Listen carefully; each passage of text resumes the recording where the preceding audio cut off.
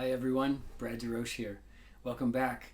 This is lesson 5 in our series of 30 short lessons on guitar technique.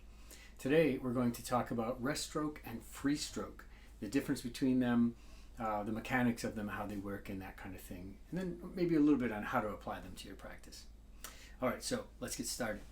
First off, let's start with the free stroke. The free stroke is what you will tend to use most of the time in playing. I personally probably use it about 95% of the time in most pieces. I tend to reserve rest stroke as an effect or a color, kind of like a really bright sound color or a really dark sound color or some other effect, because it stands out compared to free stroke. So for me in my career, I've tried to make sure that I have a really good sounding free stroke. So let's start with that. Okay. The mechanics of free stroke, I talked a little bit about it in the last lesson actually. But if you remember, I used this example of the finger here, the knuckle joint, middle joint, and tip joint being like same as our arm, knuckle joint, middle joint, and tip joint, and the movement of the fingers like this. So the fulcrum is the shoulder up here or the knuckle joint when we move. Now, most people, when they play, they tend to move a lot more from this middle joint, and it has a very different sound effect on the strings because it lifts the string rather than pushing the string downward, which we'll see that in just a second. So first and foremost, the one thing I want you to focus on with a free stroke is that movement comes from way up here on your finger, the knuckle joint. So the entire finger moves as a lever. All right, here it is with the hand. You can see this is going to be my fulcrum. The entire finger, I'll move all of them at the same time. The entire finger moves like so when I play a single note. So if my string is here, it's usually coming in at a 45-degree angle. I push through the string and then I relax the finger. Scott Tennant in his Pumping Nylon book series and video had a really great example, and he talked about this as play, where you contact the string first, you push through the string, and then you immediately relax and the finger will pop back out to its starting point. So what I try to do is I try to position the starting point of my finger to be just beneath the string that I'm going to play. All right, so in a relaxed state, my finger is just below the string. I push through, release the string, and relax, and it's ready to play again. You can see it on the instrument. So in my relaxed position, I'm starting here. I'm going to play the third string with the index finger here. So 1, 2, 3, third string, index finger. So my knuckle joint here is positioned directly over top of the third string. See if we can get it close enough so that you can see that. I had a good shine on the string there. Okay, there we go. That's pretty much it. So when I play, the entire finger moves, and you can see this segment of the finger moves inward toward the palm when we play. Here it is from the side. So third string, you can see the shiny third string right here. And if I line this up directly, my knuckle is directly over top of that string. So when I go to play the third string, I touch it like so. Get my thumb out of the way so you can see a little bit better. And I push through, and then I relax. Now this motion that I'm doing right now, going all the way up to the palm of my hand, is a little bit exaggerated. We don't need to go that far after we've released the string. But if you do that in practice, it actually helps to get a feel for the movement a little bit better if you're not used to it. So I would do that a little. So just push through the string, and then once you've released the string, relax your finger and let it pop back into place with its own muscle power. Don't force it back, so don't kick it back out like so. All right, so you just grab a hold of the string, push through and relax, and your finger will come back to its starting point, and the starting point is just underneath the string. It's ready to go again, okay? That's a free stroke. All right, so now free stroke, the knuckles directly over top of the string. I push, and because of the geometry, the way the finger, the trajectory of the finger, I can't hit the fourth string if it's positioned properly, okay?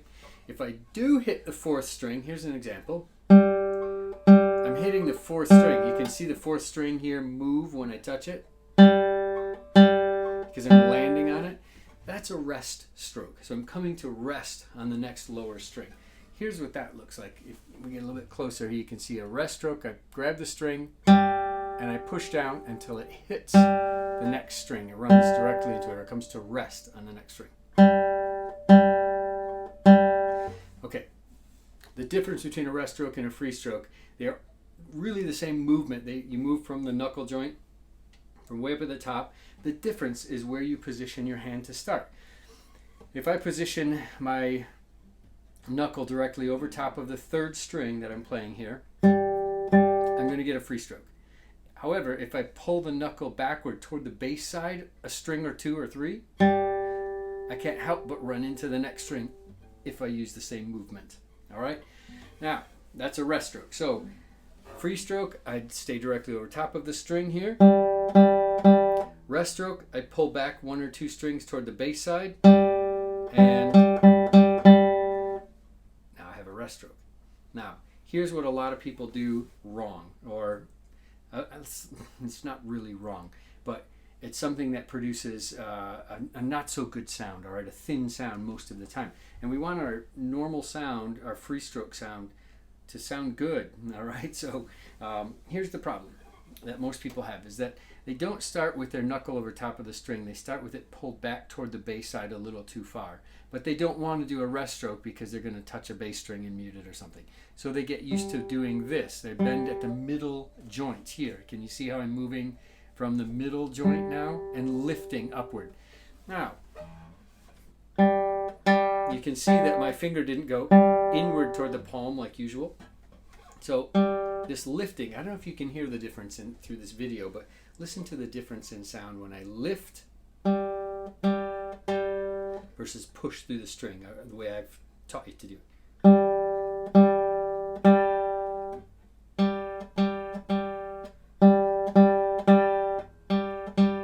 Can you hear a difference? There's a fairly noticeable difference here in the room. Anyway, try not to move from the middle joint and do this motion here. It's not that the movement is bad for us, it's just that it produces a thinner sound. And I suppose you could use that as an effect, but I wouldn't want to use it as my main sound. So I would try to avoid having a lot of movement from the middle joint, move mostly from the knuckle joint like so, and that'll give you a better sound when you play. So here's the things to keep in mind. It's kind of all about geometry, fulcrums and levers, all right? So you got to get the fulcrum, the hinge, in the right place. It's got to be directly over top of the string you're playing for free stroke. So when we do that, and I'm approaching the string at about a 45-degree angle, we talked about that last time. So when I do those things, it produces a nice, warm, velvety sound. If I want to turn that into a rest stroke, I just pull the knuckle, this, back toward the bass side one or two strings. It's enough so that it changes the geometry of the movement of my fingertip, if you would, so that I now am going to land on the next string. So in my example from before, when I was showing you this with the strings and all this, this example last time, string 1, string 2, for free stroke I put the knuckle over top of string 1, I play, and no matter what I do, I can't hit the next string. The geometry of my lever here will not allow it. So if my fulcrum is here and the lever is this long, I can't hit the next string. But if I want to make it a rest stroke, I move over top of this next string, and what happens? Well, the geometry makes me land on the second string. That's a rest stroke. So free stroke, rest stroke. All right, so it's a matter of positioning your knuckle over the correct string. All right, this is a fairly lengthy video. I'll cut it short here, but what I would do for you in your practice would be to experiment with rest stroke and free stroke, and you can do them in scales and arpeggios and other things. Rest strokes are better to practice in scales. They're not so good with arpeggio patterns. But anyway, just try it out with some short little example. A short scale would do fine. Something, actually a nice little chromatic pattern like this. It's not a true chromatic scale, but a chromatic pattern. You could just play 4 consecutive frets on a string and practice going over each string, making sure your knuckle's in the right spot. Here I'm alternating with index and middle. So each time I make sure I'm right over top of the string that I'm playing. Hopefully you can see that well. So I have to move for each one. We'll talk more about that when we get to scale playing.